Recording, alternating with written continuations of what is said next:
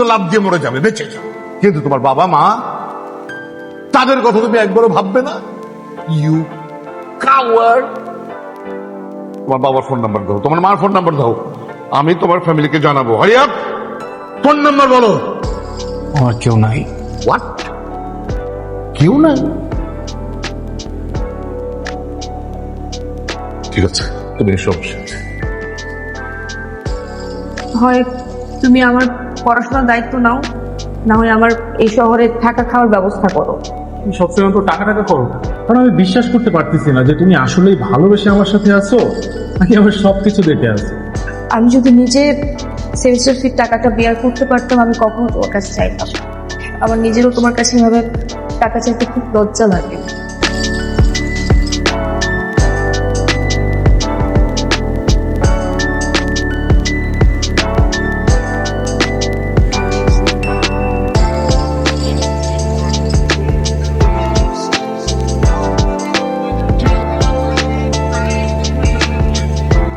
কি জন্য নাম তোমার?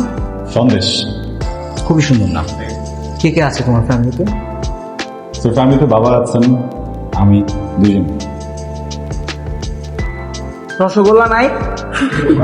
বাবার ডায়াবেটিস তো, রসগোল্লা খাওয়া নিষেধ। কি করেন তোমার বাবা? তো আমি বিজনেস করেন। তুমি তো অলমোস্ট কমপ্লিট করে ফেলেছিলে, এখন আবার এখানে এসে সেকেন্ড ইয়ারে ভর্তি হলে কেন? স্যার, খাল কেটে কুমির আনা তো মানুষেরই স্বভাব। এমন একটা স্বভাব আমার ছিল, কুমির চলে আসে, আমার লেখাপড়াটা আর হয়নি, কিন্তু আবার শুরু করবো। Okay, good. Sir sir please sir, sir একটা সুযোগ দেন। আমার বাবা খুব অসুস্থ স্যার, বাড়ি থেকে এখনো টাকা পাঠায়নি, বাবার ট্রিটমেন্টে প্রচুর টাকা লাগছে স্যার। বিষয়টা সেমিস্টার ফি নয় রোহি, তুমি যদি আরো লেট করো সেমিস্টার ফি দিতে তাতে কোনো সমস্যা ছিল না। ব্যাপারটা হলো তুমি একটা পাখি বাজবে, কিন্তু লেখাপড়া করো না, তুমি ক্লাস ফাঁকি দিয়ে এদিকে ওদিকে ঘুরে বেড়াও। Thank you. আসসালামু আলাইকুম। আসলাম। আমি আসলে শাহেদের ফ্রেন্ড না, গার্লফ্রেন্ড।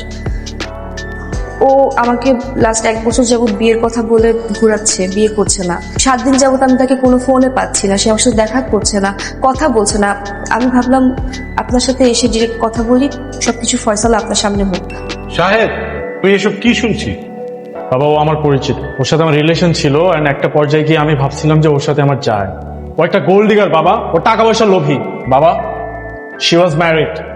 আমি মানি ওর সাথে আমার রিলেশনশিপ ছিল, বাট আমি কোনোভাবেই জানতাম না বাবা রিলেশনশিপের আগে দ্যাট ও ম্যারিড ছিল।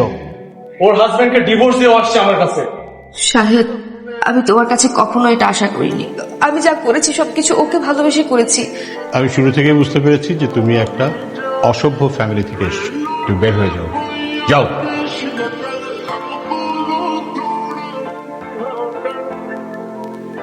বিয়েটা তো হয়ে গেছে না, ওই সংসারটা করি। কিসের সংসার? আমি আপনার বলছি আমি সংসার করব? আমি আপনার বলছি আমি আপনার বিয়ে করব? হ্যাঁ,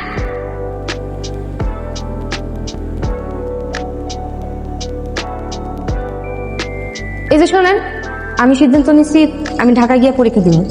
ঢাকায় পরীক্ষা দিতে বকি লিগা? এখানকার ভার্সিটিতে করো। না, আমি ঢাকায় পরীক্ষা দিব। তোমার দেখাশোনা করবো কে? আপনারা আমি আগেই বলছিলাম আমি আমার ইচ্ছা মতো পড়াশোনা করব। আপনি যদি না পারেন আমার তালাক দেন, আমি যাইগা। আমি তো আপনার জন্য আমার পড়াশোনা থাকতে পারবো না। পুরোটা আছে, গুইনা নিতে হইব না? না, আমি ঘুমিয়ে আছি।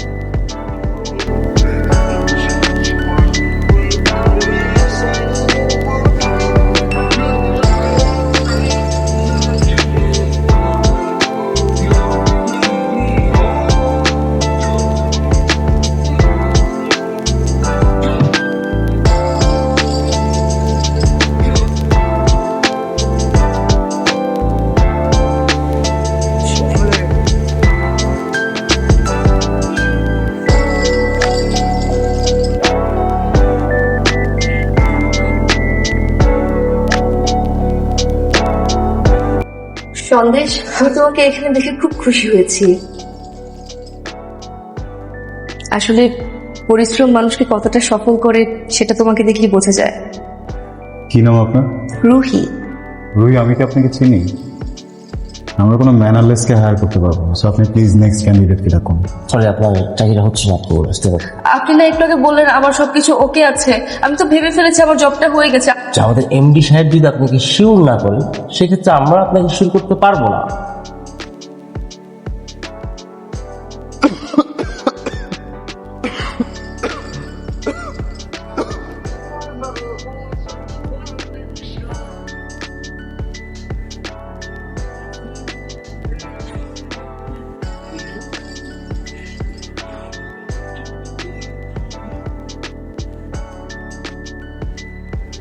তোর কাছে আমি হিসাব চেয়েছি। যে ছেলে তার স্ত্রীর জন্য শেষ সম্বলটা বিক্রি করে দেয়, আমি তার কাছ থেকে হিসাব নেব। দেখ বাবা, তুই ছাড়া আমার আর কে আছে? আমাকে তোর কোনো হিসাব দিতে হবে, তুই তোর মতো করে চালা।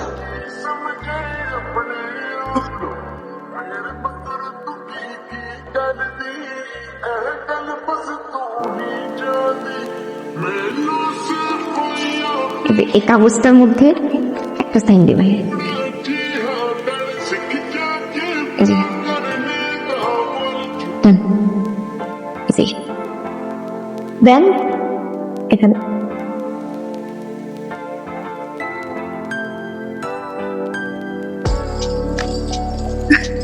Thank you so much. তোমার যে হাজব্যান্ড ছিল সে তো ওই দিনই মরে গেছে, ওকে আমি নিয়ে এসেছি।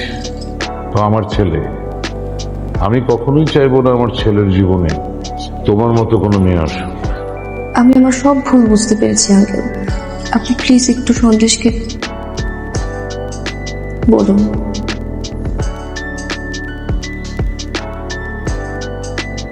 আমি তোমাকে ডিভোর্স দিয়ে আমার কোনো মুখ নেই তোমার সামনে এসে দাঁড়ানোর মতো।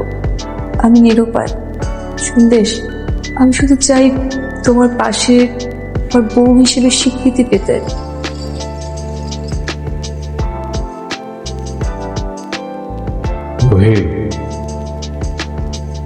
আমি ভাবছিলাম তোমার মতো একটা মানুষ যদি আমার জীবনে থাকে, আমার জীবনে হয়তো আর কোনোদিন কোনো আফসোস নেই। আমি সেইখানেও ঘুরছিলাম। তোমার ভালোবাসার জিনিস আর কোনোদিন নিজের চেহারাটা আমরা দেখতে পাবো।